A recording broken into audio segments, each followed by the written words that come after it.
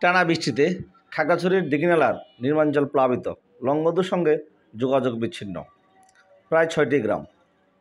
খাগড়াছড়ি প্রতিনিধির পাঠানো তথ্যচিত্রে বিস্তারিত দেখছেন সিএসটি বাংলার ডেস্ক রিপোর্টে।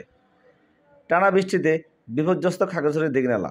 মানি নদীর পানি বিপদসীমা অতিক্রম করে প্লাবিত হয়েছে মেরুং ইউনিয়নের বেশ কয়েকটি জনবসতি। রাস্তাঘাট ডুবে যাওয়ায় দিঘিনালার সঙ্গে রাঙ্গামাটির লংগদু উপজেলার সড়ক যোগাযোগ পুরোপুরি বিচ্ছিন্ন। স্থানীয়রা নৌকায় পারাপার করছেন, মানুষের সঙ্গে সঙ্গে পার হচ্ছে প্রয়োজনীয় পণ্য সামগ্রীও। দৈনন্দিন জীবনযাত্রা থমকে গেছে বৃষ্টির তোড়ে।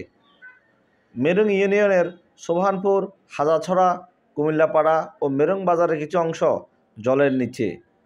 ছোট মেরুং বাজার সরকারি প্রাথমিক বিদ্যালয়ে আশ্রয় নিয়েছে অন্তত ৬টি পরিবার। সংখ্যা বাড়ছে প্রতিক্ষণে। উপজেলা প্রশাসন ও রেড কিচেনের সদস্যরা মাইকিংয়ের মাধ্যমে লোকজনকে সতর্ক করছেন। স্থানীয় আবহাওয়া দপ্তর জানিয়েছে, গত ২৪ ঘন্টায় প্রায় ৮৫ মিলিমিটার বৃষ্টিপাত রেকর্ড করা হয়েছে তাদের। ভুক্তভোগী সাধারণ জনতা এই নিয়ে ভোগান্তিতে রয়েছেন। মেরুং ইউনিয়ন পরিষদের চেয়ারম্যান মিনা চাকমা জানান, লংগদুর সঙ্গে সরাসরি সড়ক যোগাযোগ এখন বন্ধ।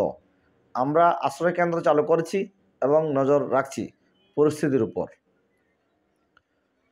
সব মিলিয়ে অবিরাম বৃষ্টি আর পাহাড়ি ঢলের কবলে দিঘিনালা এখন এক কঠিন পরীক্ষার মুখে।